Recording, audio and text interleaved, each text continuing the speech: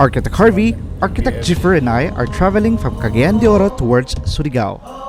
Via Cagayan de Oro, Butuan, via Claveria route, which utilize the road of Claveria-Misamis Oriental for more faster travel time.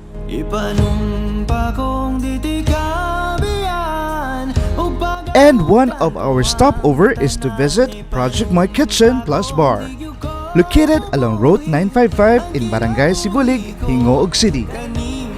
This cafe and bar features a unique architecture with an egg-shaped cafe. And to those who love to dine outdoor, they also have tables and chairs for an alfresco experience. Not only that, the whole place is Instagrammable worth it with its naturific and scenic view of the mountain. So, ano pang inaantay nyo? Tara, samahan nyo kami. Let's explore Project Moi Kitchen+Bar here at Gingoog City. Kung mahulog ka, andam kung mahulog uban, isa na sa